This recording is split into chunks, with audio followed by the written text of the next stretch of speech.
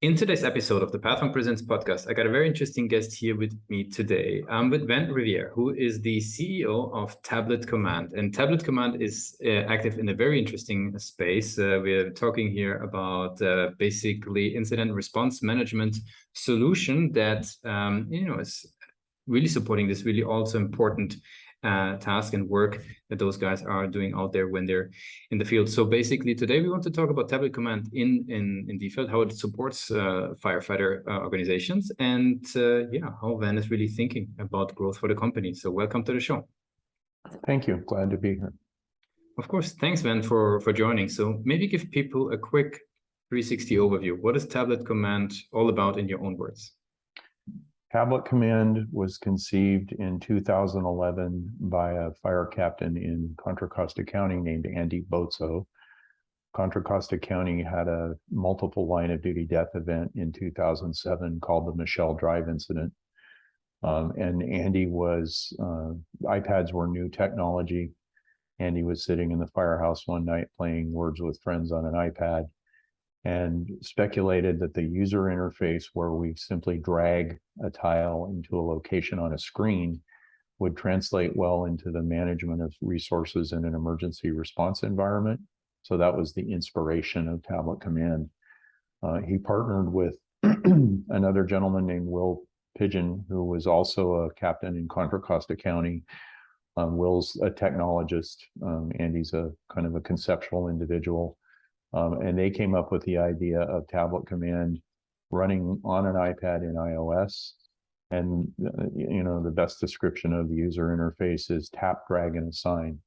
So we integrate to the computer-aided dispatch systems or 911 call centers. We get all of the information from those call centers. We present it in a very simple and intuitive user interface on an iPad.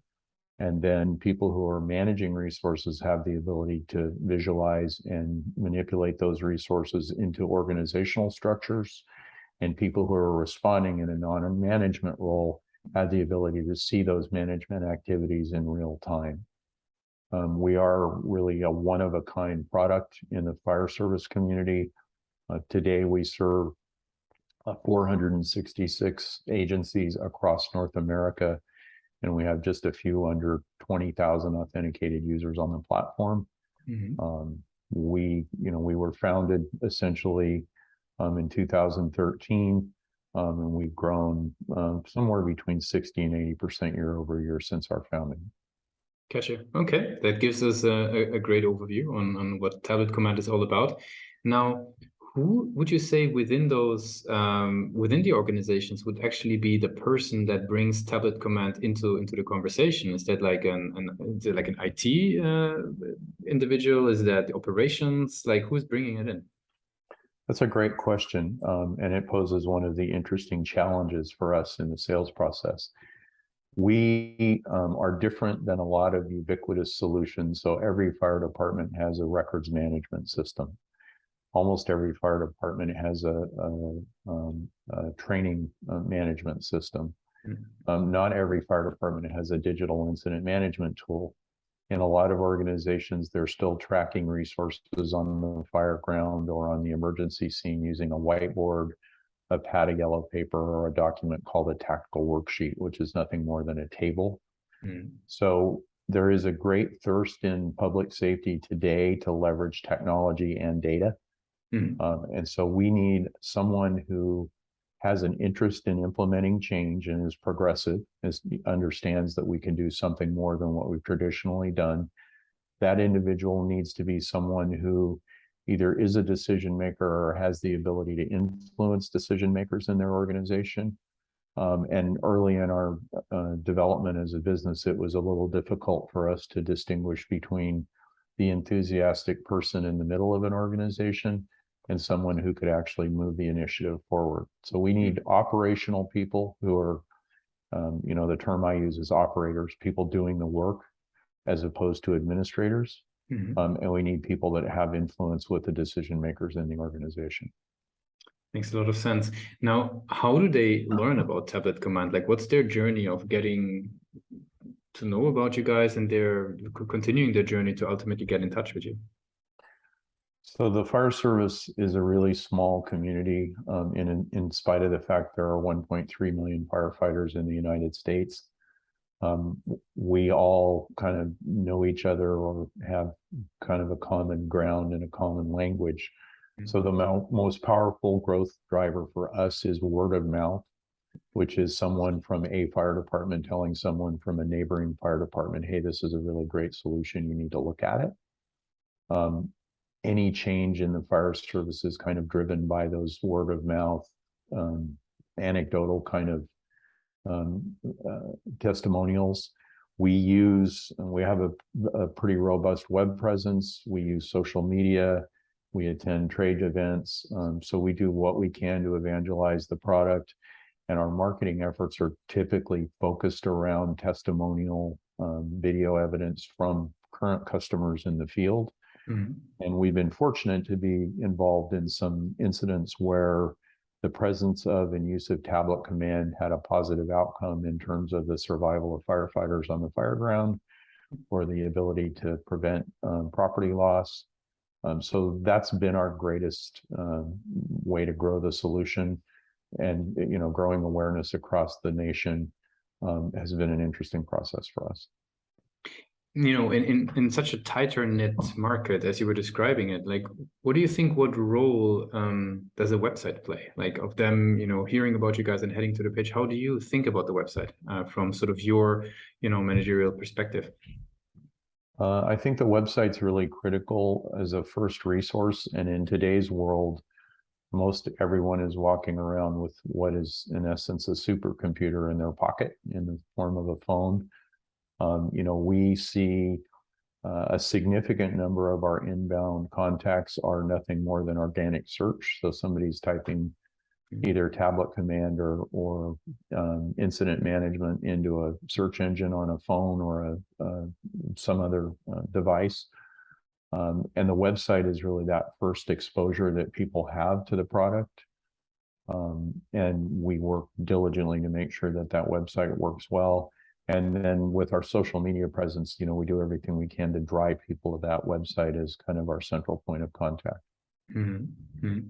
And from your angle, I mean, it's always quite interesting to ask a CEO that question. Like, when you think about the website, like, what do you consider sort of its strength versus where do you see even room for further, improvement and development down the line? Well, I think we need, any website needs to be simple and intuitive to interact with. It needs to appear to be relevant to the needs.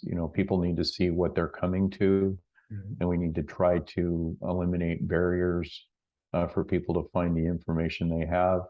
So it's kind of an iterative process. We look at it on an ongoing basis. You have the ability to request information or to request a demo directly within the website. We use video for kind of as the leading piece of content, both in the website and our social media presence. So our goal is to attract their attention, get them to the website, and then get them to a place where they'll engage with us in a conversation. Mm-hmm. Now, we talked about what you guys are doing. We talked about growth. We talked about sort of the digital channels a little bit. I would love to learn a little bit more about yourself and your journey with Tablet Command. Maybe at the very beginning, tell us, like, very high level, what are the types of things that you are involved with on a daily basis? Maybe like 2 or 3 sort of like key projects or key responsibilities, just to give us a feel of what you're working on. Well, we're still a very small team. And we have, I'm responsible for the general oversight and management of the company. Mm-hmm. Our chief technology officer manages the engineering side of the team. I have a director of operations named John Wickenhauser, who's kind of our customer-facing individual. He does all of the onboarding. He's the primary bridge, really, between the engineering folks and the customers in the field. Mm-hmm. So we meet, we have operations conversations, we have development conversations, we have product development conversations, and marketing conversations. I still participate in all of those conversations. Mm-hmm. On a weekly basis. And then I handle the contracting and legal end of the deal. Mm-hmm. And then work directly with our director of sales, whose name is Tom Woodward, to kind of oversee and manage the sales team And we deal with things like, pricing and promotional events and those kinds of efforts.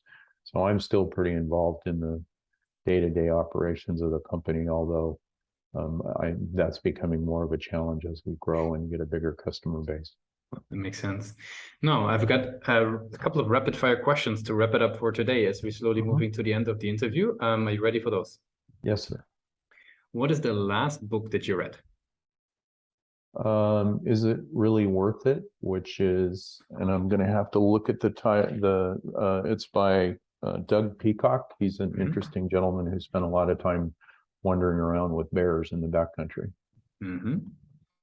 What's one single thing that your company is focused on the most at the moment? Customer need. What's the last thing that kept you awake at night about the company? The ability to continue to scale without having a failure point. There are a lot of companies in this growth phase. They outgrow their infrastructure, they fail on the customer service point. So the ability to maintain the standards that we have today as we grow. Very good. And for the very last question, I would like to, do a bit of time travel. Let's go back to the days of Grand Canyon University, right? Now, once you head out of formal education into the work area that you were then going into, what's the one advice you would give yourself, before even, for example, starting the role at Tablet Command? Well, I would clarify. I went back to school late in my life and late in my career. The fire service has traditionally not valued formal secondary and post-secondary education. I felt that I'd had a really successful career. I thought I wanted to move into kind of an executive leadership role. I did start in the fire service late in life. I was 37 when I got in. I found my education to be valuable. I think it made me, a better communicator, and it helped prepare me for the role I have at Tablet Command. I didn't go to school for a particular reason. So I guess my biggest message would be, it's never too late for anyone in any role to go pursue additional, formal education. And even at my now advanced years, I consider, maybe I should go back and pursue a master's degree, although I'm not sure I'm going to find time for that anytime soon. Very good. Ben, I really appreciate you took the time with us today to be a guest on Pathwing Presents. Thank you very much. Thank you for your time.